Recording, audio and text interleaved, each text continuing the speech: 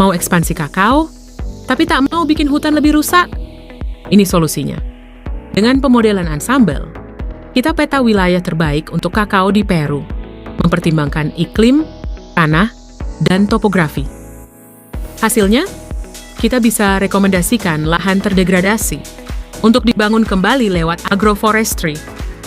Ini artinya produksi kakao naik tanpa deforestasi. Lingkungan terselamatkan, petani makmur. Pernahkah Anda berpikir saat sedang menikmati sebatang coklat tentang dari mana sebenarnya ia berasal? Nah, hari ini kita akan telusuri bagaimana kudapan favorit kita ini ternyata punya hubungan erat dengan masa depan hutan Amazon. Dan bagaimana sebuah peta cerdas bisa jadi pahlawannya. Jadi, pertanyaan besarnya adalah ini. Apakah kecintaan kita pada coklat sebenarnya ikut andil dalam merusak Amazon? Ini dia sebuah dilema yang cukup pelik tapi sangat menarik untuk kita bahas bersama. Untuk memahami masalah ini, kita harus terbang ke Peru, sebuah negara yang luar biasa. Karena di satu sisi, mereka adalah salah satu produsen kakao berkualitas super tinggi yang kita semua suka. Tapi di sisi lain, negara ini juga menjadi rumah bagi sebagian besar hutan hujan Amazon yang sangat berharga. Dan ini bukan main-main loh. Industri kakao itu benar-benar jadi tulang punggung ekonomi bagi masyarakat pedesaan di Peru. Coba bayangkan, pendapatan ekspornya diproyeksikan mencapai 1,3 miliar dolar Amerika Serikat. Angka yang sangat besar. Tapi, di balik angka fantastis tadi, ada harga yang harus dibayar. Sejak tahun 2000 saja, lebih dari 3 juta hektar hutan Amazon di Peru telah hilang. 3 juta hektar. Ini adalah sisi gelap dari pertumbuhan industri ini. Nah, situasi ini akan menjadi semakin rumit karena ada sebuah aturan baru dari Eropa yang siap mengubah permainan. Sebuah tenggat waktu besar sudah di depan mata yang membuat konflik antara ekonomi dan ekologi ini jadi makin panas. Namanya adalah EUDR. Intinya begini, mulai tahun 2025, kalau ada perusahaan yang mau jual produk seperti kakao ke Uni Eropa, mereka harus bisa buktikan kalau produk itu datang dari lahan yang tidak digunduli setelah akhir tahun 2020. Ini jelas jadi tekanan besar dan memaksa semua orang mencari cara baru. Jadi pertanyaannya sekarang, bagaimana caranya Peru bisa tetap menumbuhkan industri kakaonya yang penting itu, tapi di saat yang sama juga menjaga hutannya? Nah, disinilah sekelompok ilmuwan punya ide brilian. Mereka memutuskan untuk membuat sebuah peta. Tapi ini bukan sembarang peta. Cara membuatnya luar biasa canggih. Pertama, mereka kumpulkan semua data yang bisa dibayangkan soal iklim, jenis tanah, kontur daratan di seluruh Peru. Lalu, bagian kerennya nih, mereka nggak cuma pakai satu model komputer, tapi gabungkan 9 model berbeda. Ini namanya model ensemble. Tujuannya untuk dapat satu perkiraan yang super akurat tentang lokasi paling sempurna untuk menanam kakao. Dan inilah hasil pertamanya. Coba lihat peta ini. Semua area yang berwarna ini adalah lahan yang secara teori cocok banget buat kakao. Luas banget kan? Terbentang di sepanjang transisi antara pegunungan Andes dan hutan Amazon. Tapi tentu saja, nggak semua lahan yang cocok itu bisa dipakai begitu saja. Ini baru langkah awal. Sekarang para ilmuwan mulai melakukan penyaringan untuk menemukan mana lahan yang benar-benar berkelanjutan. Filter pertama, dan ini yang paling penting, semua kawasan lindung, seperti taman nasional dan area di sekitarnya, dihapus dari peta. Coba perhatikan, area yang tadinya luas langsung menyusut drastis. Ini langkah yang logis kan?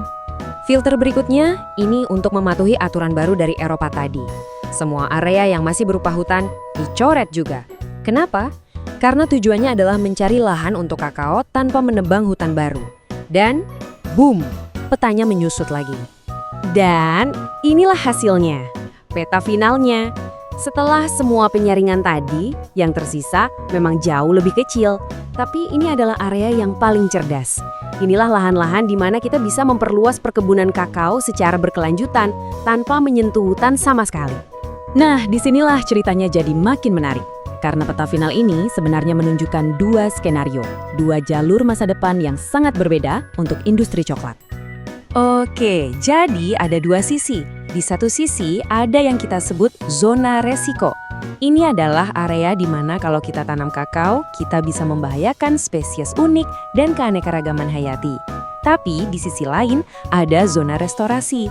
Ini adalah lahan-lahan yang justru punya potensi luar biasa. Kita lihat lebih dekat zona resikonya.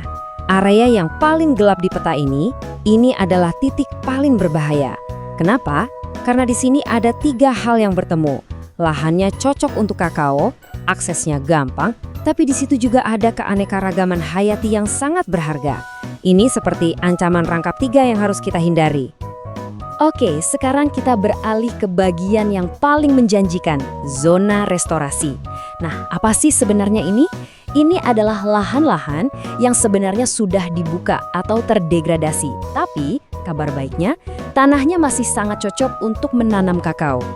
Inilah yang disebut peluang win-win. Kita bisa memperluas produksi kakao sekaligus menghutankan kembali lahan yang rusak. Caranya adalah dengan teknik yang disebut agroforestry. Jadi kita tidak hanya menanam kakao, tapi juga mengintegrasikannya dengan pohon dan semak lain untuk memulihkan ekosistem. Pada dasarnya, mengubah pertanian menjadi restorasi. Dan peta cerdas ini nggak cuma ngasih ide. Peta ini menunjukkan dengan sangat spesifik di mana saja lokasi-lokasi terbaik untuk proyek restorasi ini. Coba lihat, wilayah seperti Huanuco, Ucayali, dan San Martin punya potensi ribuan kilometer persegi. Ini adalah area-area yang bisa kita fokuskan. Jadi, dengan adanya peta cerdas ini, kita bisa mengubah cara pandang kita sepenuhnya.